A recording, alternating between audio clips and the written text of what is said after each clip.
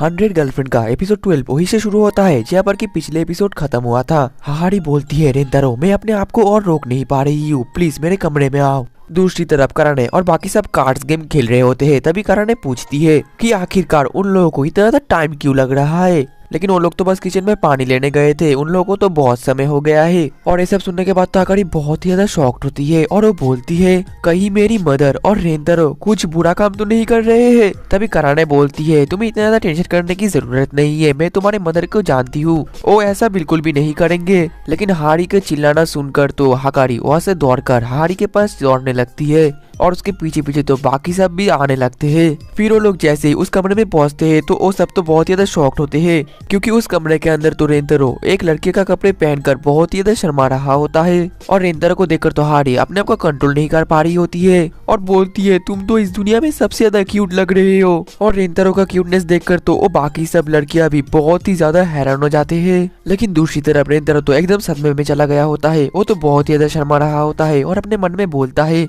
इन लड़कियों ने मुझे इतना ज्यादा एम्बैरेसिंग ड्रेस पहनते हुए देख लिया। और फिर वो वहीं पर ही बेहोश हो जाता है, जिस वजह से बाकी सब लड़कियां बहुत ही ज्यादा डर जाती है और बोलते हैं रेंतारो तुम इतनी आसानी से मर नहीं सकते, हम लोग एक साथ जिएंगे। रेंतारो की हालत देखकर तो हारी भी बहुत ज्यादा डर जाती है, लेकिन तभी उसके दिमाग में एक आइडिया आता है और वो बोलती है मैं रेंतारो को कुछ भी नहीं होने दूंगी। फिर वो नानाओ की तरफ देखने लग जाती है। वहीं पर नाना को तो कुछ भी समझ में नहीं आ रहा होता है और इसके कुछ देर बाद हाहारी तो नानाओ को एक प्रिंस सजाकर लेकर आती है। और ये देखने के बाद सभी को हारी का प्लान समझ में आ जाता है। सभी लोग जानते हैं कि एक प्रिंसेस को तो एक प्रिंस ही किस देकर उठा सकता है। और नानाओ तो काफी ज्यादा हैंडसम भी लग रहा होता है, जो देखकर तो वो लड़कियां फिर से बहुत ज्यादा शर्माने लगती है। और इसके बाद नानाओ रेंतारो को पकड़ती है और फिर उसको किस कर देती है और इस वजह से तो रेंतारो को भी सच में होश आ जाता है। और इतना ज्यादा क्यूट मोमेंट देखने के बाद तो वो सभी लड़कियों अपना होश ही खो बैठते हैं। वहीं पर रेंतारो तो काफी ज्यादा गुस्से में होता है और वो बोलता है मैं बात लेने जा रहा हूँ और फिर वो बात लेने चला जाता है।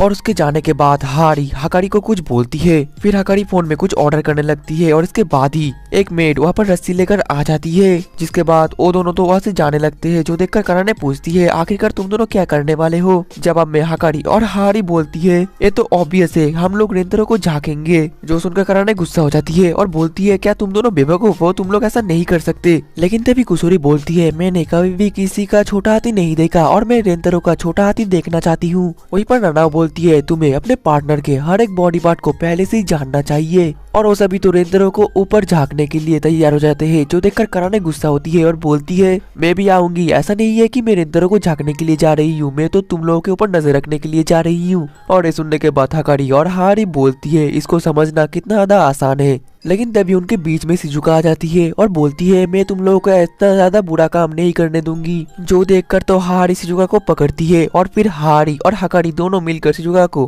कंबल से बांध देते हैं ताकि वो वहाँ से हिल ना पाए। इसके बाद हकारी बोलती है शिजुका तुम हमारे लिए यहाँ पर वेट करो, हम जल्दी वापस लौटेंगे। दूसरी तरफ रेंतारो तो नहा रहा होता है और वो बोलता है मुझे पता है कि वो लोग मुझे झांकने के लिए जरूर आएंगे, इसलिए मैं टॉवल लपेट कर बैठा हूँ। दूसरी तरफ रस्सी की मदद से जो कुसुरी है और रेंतारो को झांकने की कोशिश करती है, लेकिन अच्छी तरीके से रेंतारो को नहीं देख पा रही होती है, जिस वजह से वो उस कांच से चिपक जाती है और इसके वजह से उसका मुंह भूत का जैसा दिखने लगता है। जो देखकर तो रेंतारो बहुत ही ज्यादा डर जाता है और चिल्लाना शुरू कर देता है।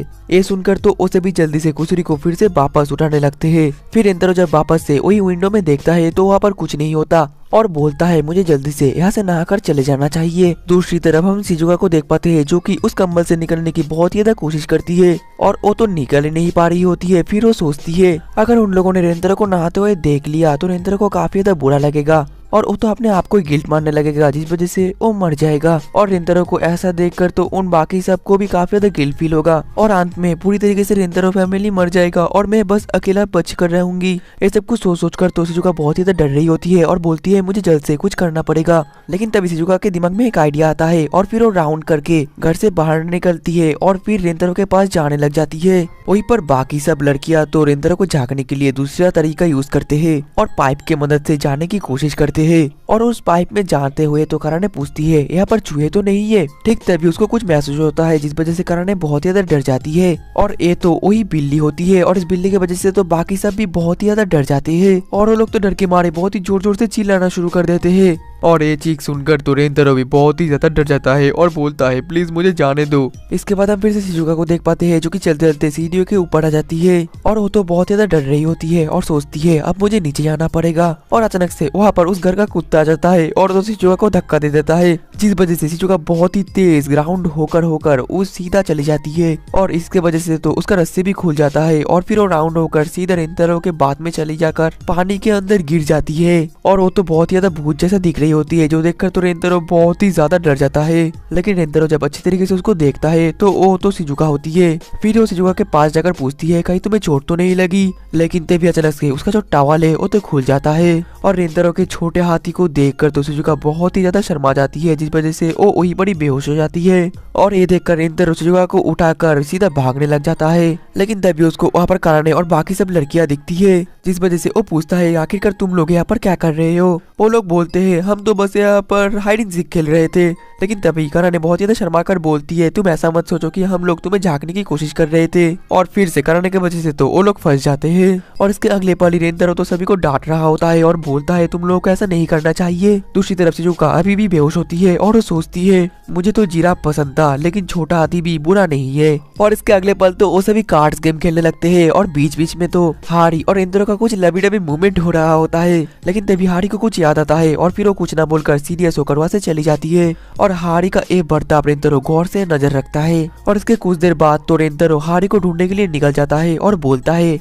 ये घर इतना ज्यादा बड़ा है आखिरकार मैं हारी को कहाँ पर ढूंढूं। लेकिन वो ढूंढते ढूंढते हारी को एक रूम में मिल ही जाता है और वहाँ पर तो हारी किसी के लिए प्रेयर कर रही होती है और ये देखकर वो अपने मन में बोलता है मुझे हारी को डिस्टर्ब नहीं करना चाहिए। फिर तभी उसको हारी का वो सीरियस मुंह याद आ जाता है, जो याद करने के बाद वो सीधा हारी के पास जाकर बैठ जाता है। फिर वो जैसे ही उस फोटो को देखता है तो उसमें तो एक मिडिल स्कूलर बच्चा होता है और ये बच्चा कोई और नहीं बल्कि हारी का हस्बैंड होती है। हारी बोलती है ये वही लड़का है जिससे मैं प्यार करती थी। तभी रेंतारो बोलता है हारी क्या मैं तुमसे एक बात पूछूं कि तुमने बोला था कि तुमने हकारी को अकेला पाला, लेकिन ऐसा तो नहीं है कि तुम्हारे पास कोई भी और लड़के का ऑफर नहीं आया, तो आखिरकार तुमने सिर्फ अकेला रहना ही क्यों चुना। हारी बोलती है मुझे इस बारे में बात नहीं करनी, जो सुनकर रेंतारो बोलता है मुझे पता है कि मैं एक बच्चा हूँ, लेकिन मैं चाहता हूँ कि तुम अपना जो दिल पर जो बोझ है वो मुझसे शेयर करो और रिलीफ फील करो। और इसके बाद तो हारी रोने लगती है और बोलती है मैं तो अपने पहले प्यार को भुला ही नहीं पाई और इस दुनिया में नहीं रहे फिर भी मैं उसको बहुत ही ज्यादा प्यार करती हूँ और इसके बाद तो मुझे और दूसरे पर्सन को प्यार करना कोई हक ही नहीं है, लेकिन इसके बावजूद भी मैं तुम्हारे प्यार में गिरी, ये तो गलत है ना। ठीक तभी रेंतारो हारी को हक कर लेता है और बोलता है तुम्हें अपने पहले प्यार को भुलाने की कोई जरूरत नहीं है, हकारी के फादर और मुझे तुम एक साथ मुझे और दोनों को प्यार कर सकती हो और इसमें कोई बुरी बात नहीं है क्योंकि तुम्हारा जो लव है वो एकदम रियल है। और रेंतारो तो हारी को ये भी बोलता है अगर तुम्हें कभी भी फील हुआ कि मैं तुम्हें झूठा प्यार करता हूँ तो तुम मुझे उसी वक्त ही छोड़ सकती हो, लेकिन मैं वादा करता हूँ कि ऐसा कभी भी नहीं होगा क्योंकि मैं तुमसे बहुत ही ज्यादा प्यार करता हूँ और मैं चाहता हूँ कि तुम भी तुम्हारा प्यार मुझे दो। जो सुनकर तो हारी बहुत ज्यादा खुश हो जाती है और रेंतारो को हक कर लेती है और बोलती है मैं तुमसे बहुत प्यार करती हूँ रेंतारो। रेंतारो भी बोलता है मैं भी तुमसे प्यार करता हूँ हारी। तभी हारी बोलती है रेंतारो क्या तुम मुझे किस कर सकते हो, लेकिन अचानक से वो बोलती है कि मुझे माफ कर देना मैं बस भावनाओं में बह गई थी। ठीक तभी रेंतारो हारी को पकड़कर सीधा किस कर देता है और इसके बाद तो हारी भी काफी ज्यादा खुश होती है और खुशी के मारे तो उसके आंखों से आंसू गिरना भी शुरू हो जाता है। देन अगले सीन में रात में वो सभी एक साथ सो रहे होते हैं, लेकिन तभी काराने के साइड से हकारी उठ जाती है और रेंतारो के साइड में जाकर सो जाती है, जिस वजह से रेंतारो भी उठ जाता है और बोलता है हकारी तुम यहाँ पर क्या कर रही हो। हकारी बोलती है मैं बस तुम्हारे साइड में सोना चाहती थी और ये सब कुछ तो काराने नोटिस कर लेती है और वो सोचती है आखिरकार हकारी क्या कर रही है। वही दूसरी तरफ रेंतारो बोलता है कोई बात नहीं तुम मेरे साथ सो सकती हो। हकारी बोलती है मैं काफी ज्यादा डर गई थी तुम्हें खोने का। जो सुनकर तो रेंतारो हकारी को किस कर देता है और बोलता है तुम डरो मत क्योंकि हम दोनों हमेशा साथ रहेंगे। दूसरी तरफ काराने बोलती है आज के दिन के लिए मैं हकारी को यहाँ पर छोड़ देती हूँ। इसके कुछ देर बाद रेंतारो का नींद खुल जाता है और वो अपने साइड में हकारी को नहीं देख पाता।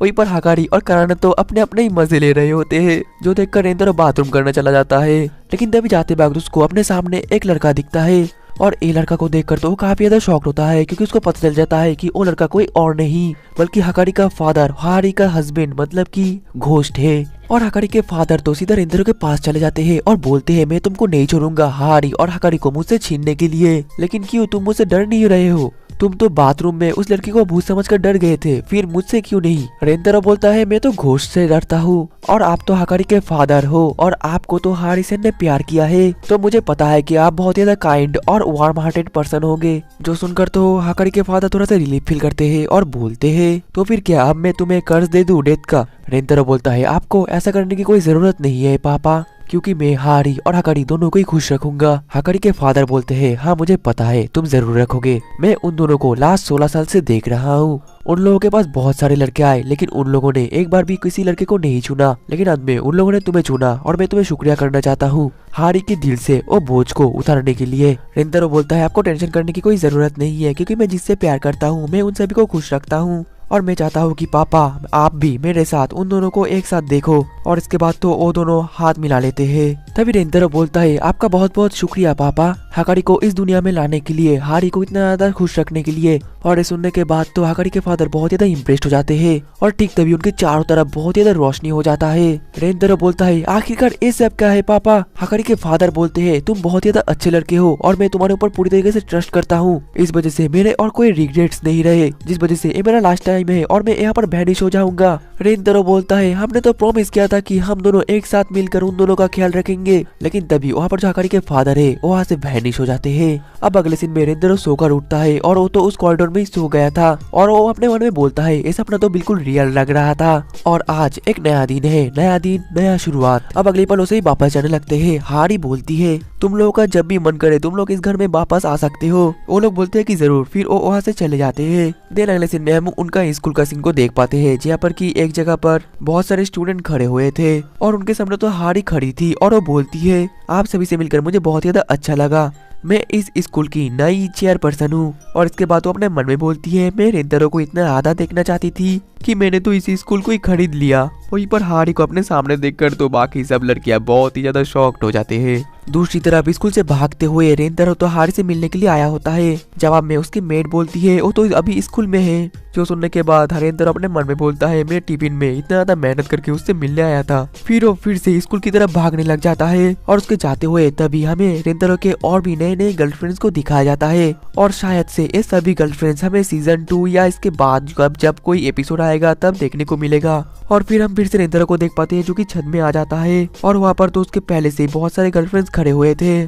फिर वो सभी एक साथ हक करते हैं और बहुत ज्यादा खुश होते हैं और इसी के साथ ही हमारा 100 गर्लफ्रेंड का एपिसोड 12 खत्म हो जाता है। तो दोस्तों मिलते हैं नेक्स्ट एपिसोड में, तब तक के लिए टाटा बाय बाय सायोनारा।